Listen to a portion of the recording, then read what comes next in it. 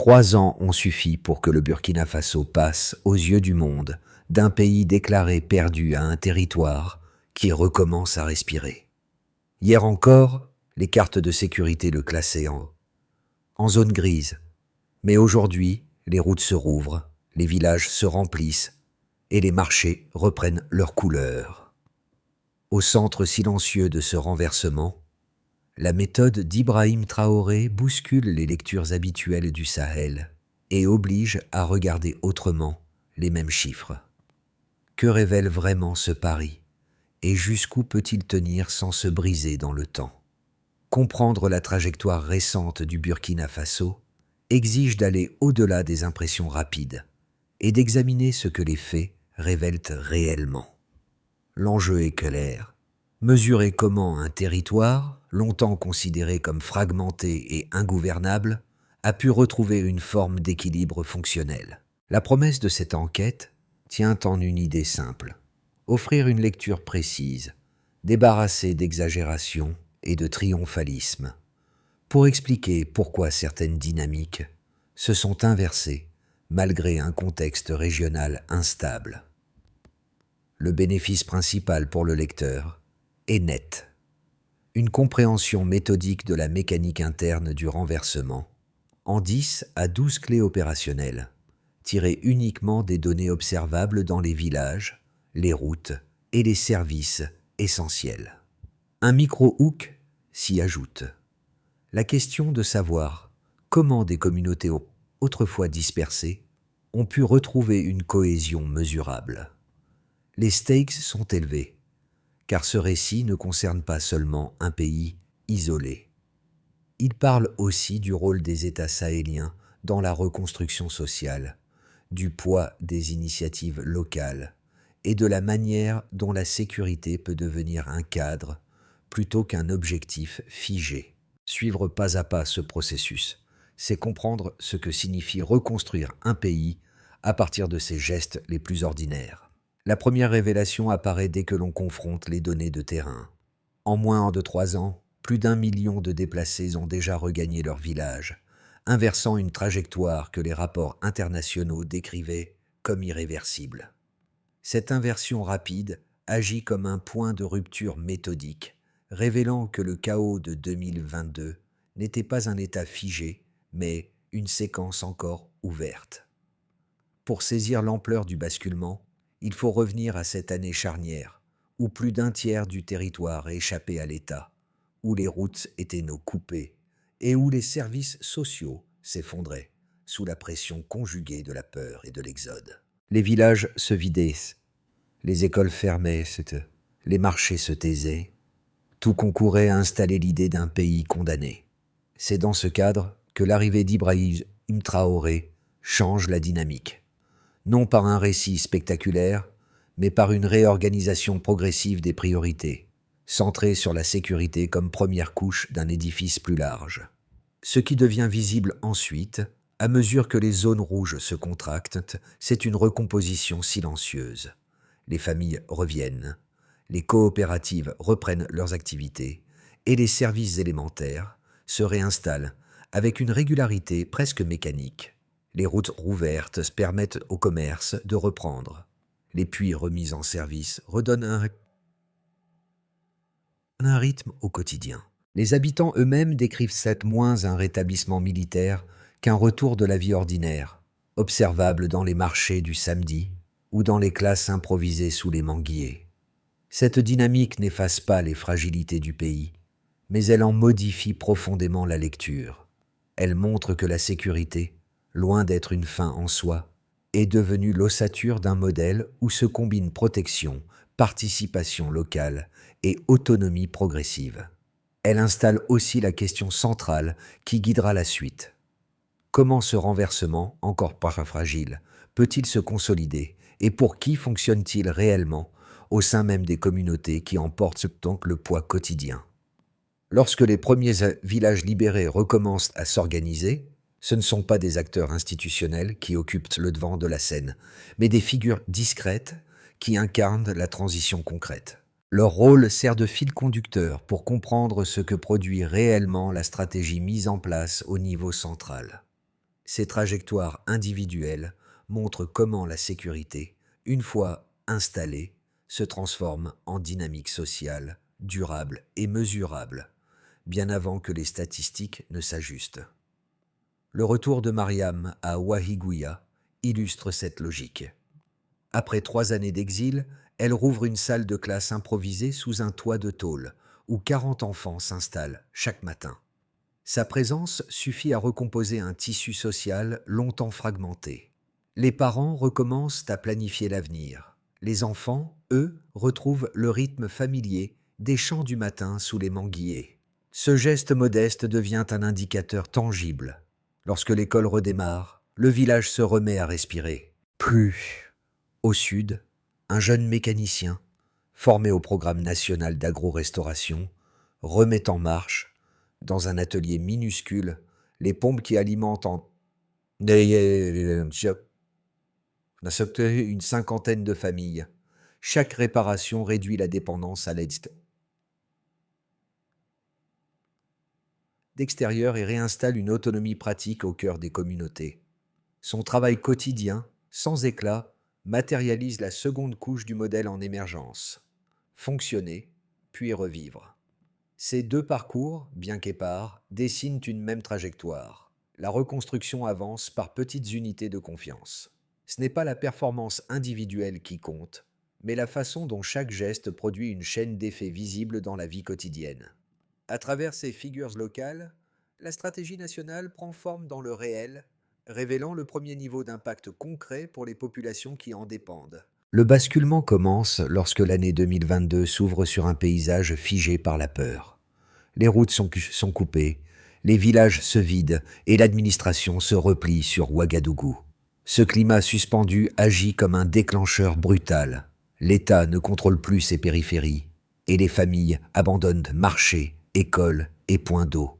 L'ensemble du territoire fonctionne en mode fragmenté, presque autonome, mais sans soutien, sans coordination et sans perspective. C'est ce premier choc qui active la logique de réponse rapide. L'arrivée d'Ibrahim Traoré inscrit alors une méthode simple, sécuriser avant toute autre action. Le plan double couche de défense est mis en mouvement avec un tempo serré. D'abord les bataillons les bataillons de réaction rapide, 28 unités créées pour reprendre les zones occupées. Chaque avancée est chronométrée, chaque village libéré consigné comme un indicateur. Ces unités agissent en éclaireur, rouvrant les couloirs, débloquant les axes, rétablissant les circulations élémentaires. Leur progression marque le début d'une reconquête structurée. La deuxième couche se déploie aussitôt. Des équipes mobiles de gendarmerie et de police suivent les bataillons, non pour occuper le terrain, mais pour empêcher qu'ils ne se referment. Elles stabilisent, accompagnent et restent au contact. Leur présence crée un cadre où les habitants osent revenir. L'effet est rapide. Les marchés du samedi se réinstallent. Les écoliers prennent place sous des classes encore précaires. Les puits reprennent vie. Chaque lieu restauré devient une confirmation du mouvement. Le point culminant apparaît lorsque la mécanique civile s'imbrique dans la mécanique sécuritaire. Les soldats, en marge de leur mission principale, aident à creuser des salles de classe, installer des pompes, transporter du matériel pour les coopératives. La frontière entre action militaire et action sociale se brouille volontairement. Le mot d'ordre d'Ibrahim Traoré, contrôle humain du terrain, s'y matérialise. Il ne s'agit plus seulement de tenir les zones libérées, mais de les réactiver par la présence, par l'attention, par la proximité. Cette synchronisation crée le cœur du chaos Trao. Les routes principales rouvrent, les circulations s'intensifient, les coopératives agricoles reçoivent semences, outils et formations. Les villages se transforment en micro-laboratoires où civils et forces locales coordonnent les reconstructions. La population, d'abord méfiante, constate que chaque victoire militaire est immédiatement traduite en bénéfice social. Le climat change. Là où dominait le repli, la confiance revient, alimentée par des gestes concrets et répétés. Le Dutchon s'installe lorsque le retour dépasse les prévisions. Plus d'1 million de déplacés rejoignent leur village en moins de 3 ans. Les écoles rouvertes accueillent des cohortes entières d'enfants. Les marchés regagnent une dynamique commerciale régulière. Les voix locales décrivent cette moins une victoire militaire qu'un retour de la routine. Cette renaissance progressive restructure l'économie du quotidien, stabilise les réseaux d'entraide et réduit la dépendance à l'aide extérieure. Pourtant, rien n'est pleinement acquis. Les infrastructures restent fragiles, les ressources limitées, les aléas climatiques imprévisibles. Mais la trajectoire demeure cohérente. Activation, montée en puissance, consolidation. La méthode révèle une combinaison de stratégies, de présence humaine et de microgestion qui transforme la survie en système. La peur recule, la vie reprend, et un cycle vertueux s'amorce, soutenu par la coordination entre communautés, autorités locales et dispositifs nationaux. L'analyse des données disponibles permet de mesurer la profondeur du renversement enclenché après 2022. Les chiffres, limités mais suffisamment consistants, montrent que la transformation ne repose pas sur un récit impressionniste, mais sur une série d'indicateurs concrets.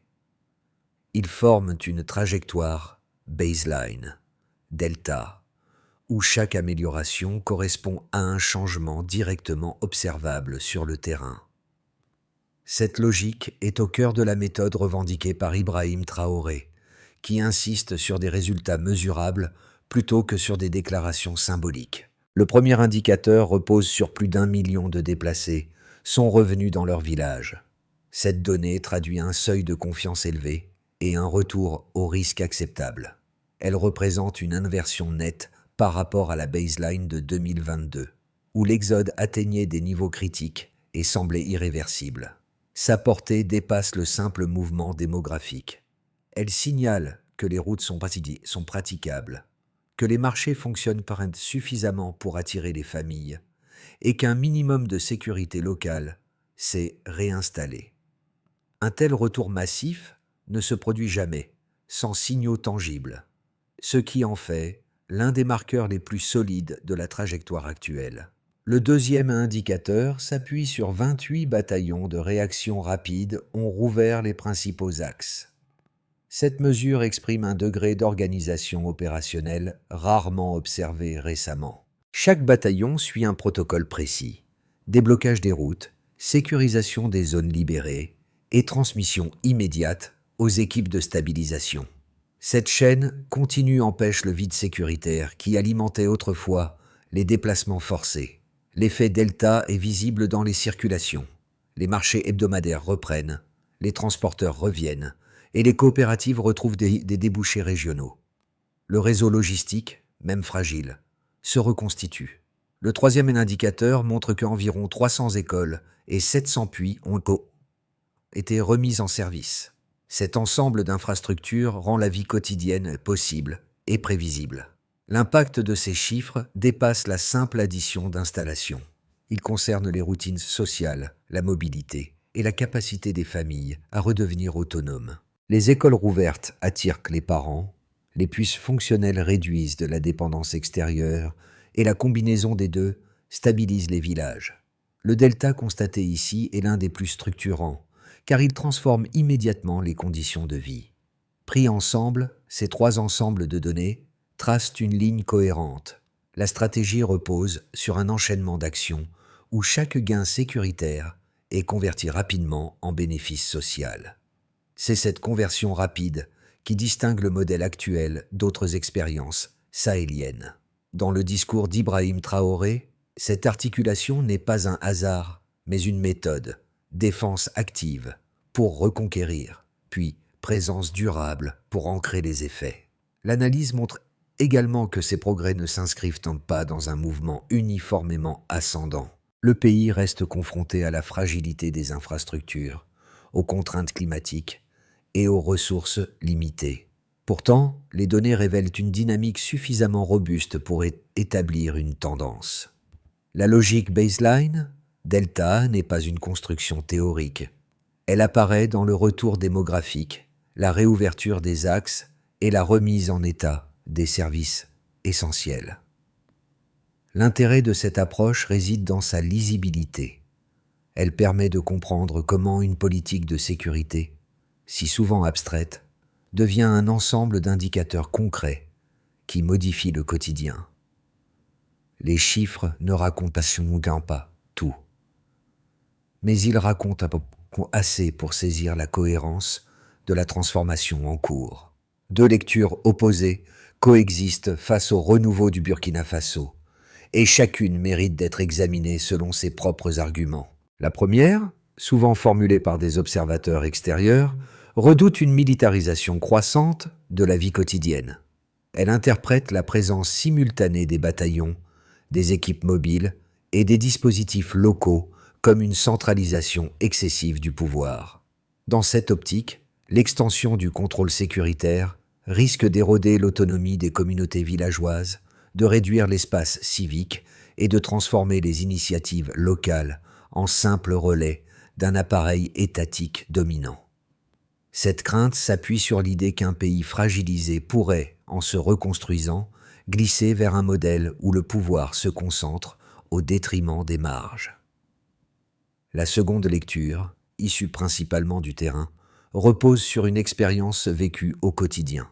Les habitants parlent moins de militarisation que de réapparition de la normalité. Les marchés s'animent chaque samedi. Les écoles rouvertes accueillent de nouvelles cohortes et les puits remis en service assurent une autonomie élémentaire. Pour ces communautés, la coordination entre forces locales et civiles s'apparente à une cohabitation fonctionnelle. Les habitants y voient une synchronisation plutôt qu'un contrôle. À leurs yeux, l'État ne dicte pas, il accompagne. Ils rappellent que sans ce maillage sécuritaire progressif, le retour de plus d'1 million de déplacés aurait été impossible, tout comme la réhabilitation de centaines d'écoles et de puits. Le Stillman consiste donc à prendre ces deux visions au sérieux, puis à les replacer dans la logique des faits observables. Ibrahim Traoré ne répond pas aux critiques en les rejetant, mais en montrant comment chaque action sécuritaire est immédiatement convertie en bénéfice social. Les structures locales participent aux décisions, les coopératives gèrent leur propre dynamique et les comités villageois appuient la stabilisation. Les chiffres révèlent qu'en moins de 3 ans, les infrastructures essentielles ont retrouvé une fonctionnalité mesurable. La coordination n'efface pas l'initiative locale. Elle lui fournit un socle stable. La tension entre centralisation et autonomie est réelle, mais les résultats indiquent qu'elle peut produire un modèle hybride, où le contrôle stratégique n'exclut pas la participation citoyenne. La bascule devient visible. Ce moment charnière apparaît lorsque les habitants décrivent non plus un pays en survie, mais un pays qui recommence à fonctionner par lui-même. Le passage de la sécurité à la routine produit un effet révélateur. Ce ne sont plus les unités en uniforme que l'on remarque en premier, mais les gestes ordinaires qui réapparaissent dans les villages. Cette inversion de perspective marque le véritable midpoint du processus engagé sous la conduite d'Ibrahim Traoré. La nouveauté ne réside pas dans une victoire spectaculaire, mais dans le glissement silencieux d'un territoire autrefois figé vers une autonomie pratique. Les marchés, qui n'étaient que des points de distribution sporadiques, redeviennent des lieux d'échange réguliers. Les puits remis en service stabilisent les déplacements quotidiens et réduisent la dépendance à l'aide extérieure. Les écoles, même encore précaires, créent un ancrage pour les familles revenues. Ce reveal montre que la stratégie ne repose pas seulement sur la reconquête territoriale. Elle vise à transformer chaque espace sécurisé en lieu de production, d'apprentissage ou de circulation. L'effet cumulatif de ces gestes ordinaires expose une réalité nouvelle, une souveraineté vécue, mesurable, qui ne dépend plus uniquement de la présence étatique, mais de sa capacité à faciliter l'autonomie locale. Les transformations observées depuis 3 ans ne se limitent pas aux indicateurs de sécurité ou aux reconquêtes territoriales. Elles se manifestent avant tout dans les gestes, les rythmes et les habitudes qui structurent la vie quotidienne. Pour comprendre la portée réelle du renouveau impulsé par la stratégie d'Ibrahim Traoré, il faut examiner ce que ce changement produit pour 4 groupes clés. les agriculteurs, les entrepreneurs locaux, les communautés déplacées et les collectivités villageoises. Chacun d'eux révèle une facette différente d'un même mouvement de reconstruction. Pour les agriculteurs, retour de la production vivrière. Dans les zones stabilisées, la réhabilitation des terres et la remise en marche des canaux d'irrigation transforment la saison agricole. Les récoltes de riz, de mil et de maïs augmentent nettement, permettant aux familles d'alimenter localement les marchés régionaux. Cette progression n'est pas due à un apport extérieur massif, mais à la remise en état d'infrastructures dormantes. Les coopératives distribuent semences, engrais et outils, rendant possible une production régulière que l'exode avait interrompue. Pour les agriculteurs, l'impact est immédiat. La dépendance aux importations recule et les revenus se stabilisent. Pour les entrepreneurs locaux, relance de l'économie de proximité. La réouverture des routes a un effet multiplicateur. Les femmes, organisées en coopérative, transforment le beurre de karité en savon exportable. Les artisans réparateurs d'outils et de pompes voient leur activité croître. Les petits commerçants circulent à nouveau entre villages et marchés. L'accès facilité au microcrédit permet l'émergence de dizaines d'initiatives modestes mais durables. Chaque atelier, chaque point de vente, chaque circuit de distribution illustre une économie qui retrouve ses points d'ancrage. Pour les communautés déplacées, retour à la dignité quotidienne. La rentrée de plus d'1 million de personnes change l'équilibre social. Les familles reprennent leur maison, les enfants reviennent à l'école et les femmes peuvent accéder à l'eau sans escorte. Les puits restaurés réduisent de la charge des déplacements et les marchés réanimés garantissent un minimum de stabilité matérielle. Ce retour va au-delà du simple repeuplement. Il représente une réintégration économique et sociale. Les repères se reforment, les réseaux d'entraide se réactivent et la vie retrouve une continuité. Pour les collectivités villageoises, gouvernance participative renforcée dans de nombreux villages, les comités de sécurité, les coopératives et les assemblées locales participent désormais directement aux décisions. La stratégie nationale se transforme en pratique communautaire. Sécuriser, fonctionner, revivre. L'État, sous la conduite d'Ibrahim Traoré, n'occupe pas l'espace, mais le partage. Ce modèle hybride, fait d'encadrement stratégique et d'initiatives locales, crée un tissu de gouvernance qui stabilise les zones restaurées. Il s'agit moins d'une centralisation que d'une coordination horizontale, visible dans la manière dont chaque village s'approprie ses propres priorités. Pris ensemble, ces 4 niveaux montrent que la renaissance du Burkina Faso n'est ni théorique ni abstraite. Elle s'incarne dans les champs, les ateliers, les foyers et les assemblées où les gestes ordinaires redeviennent possibles. La souveraineté cesse d'être un discours. Elle devient un ensemble de résultats concrets qui modèlent la vie quotidienne. À mesure que le Burkina Faso consolide les acquis des dernières années, 3 trajectoires se dessinent pour les mois à venir. Elles s'appuient sur les dynamiques déjà observées dans les villages et sur les données disponibles dans les secteurs agricoles, sociaux et sécuritaires. L'objectif n'est pas de prédire l'avenir, mais de dégager des lignes plausibles, cohérentes avec la logique du modèle construit sous la conduite d'Ibrahim Traoré. Chaque scénario repose sur des leviers déjà actifs: sécurité stabilisée, autonomie productive et gouvernance locale renforcée. Dans une première hypothèse, continuité progressive et cohérence territoriale. Dans cette projection, la sécurité continue de s'étendre sans accélération majeure, mais sans rupture. Les programmes sociaux, notamment ceux liés à l'eau, aux écoles et aux coopératives agricoles, conservent leur rythme actuel. La production vivrière augmente de manière régulière, soutenant les marchés régionaux et renforçant l'autonomie alimentaire. L'administration maintient une présence accrue dans les zones restaurées, ce qui réduit le risque de refragmentation territoriale.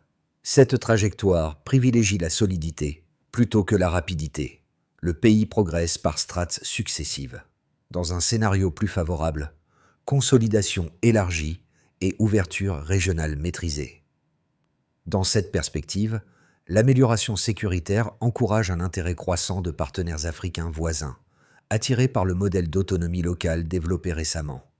Les coopératives se structurent davantage, augmentant leur capacité de transformation et de distribution. Les échanges avec le Mali et le Niger s'intensifient. Les infrastructures administratives se modernisent, améliorant les mécanismes de transparence et de gestion communautaire. Les gains sont plus visibles. Stabilité économique accrue, diversification de la production et hausse modérée des investissements régionaux. La clé de ce scénario réside dans la capacité du pays à transformer les initiatives locales en réseaux structurés. Dans une perspective plus fragile, pression climatique et effets de bord régionaux. Les aléas agricoles ou les tensions frontalières peuvent fragiliser certains acquis. Toutefois, les filets sociaux, soutenus par les mécanismes d'identification communautaire, limitent l'ampleur des pertes. Les villages restent organisés autour des comités locaux, ce qui permet d'absorber les chocs sans effondrement brutal. Ce scénario n'efface pas les progrès, mais les ralentit. La résilience observée ces 3 dernières années demeure l'élément atténuant. À travers ces 3 trajectoires, un principe commun apparaît: la capacité du pays à transformer la stabilité sécuritaire en autonomie durable. Le rôle d'Ibrahim Traoré consiste alors à maintenir l'équilibre entre encadrement stratégique et initiative locale. Les transformations observées ces dernières années prennent tout leur sens lorsqu'on les replace dans la vie quotidienne des familles, des travailleurs et des communautés qui composent le Burkina Faso. La reconstruction n'est pas seulement un alignement de chiffres ou une séquence administrative. Elle se lie dans la manière dont les habitants réinvestissent leur environnement. Cette approche permet de comprendre comment un territoire auparavant entravé par la peur retrouve progressivement une normalité fonctionnelle et accessible. Pour les ménages les plus vulnérables, la réouverture des écoles et des puits représente un changement immédiat. Les enfants n'ont plus besoin d'être escortés pour rejoindre les classes, et les femmes peuvent accéder à l'eau en toute sécurité. Ces gestes simples modifient profondément la perception du risque et restaurent un sentiment de stabilité.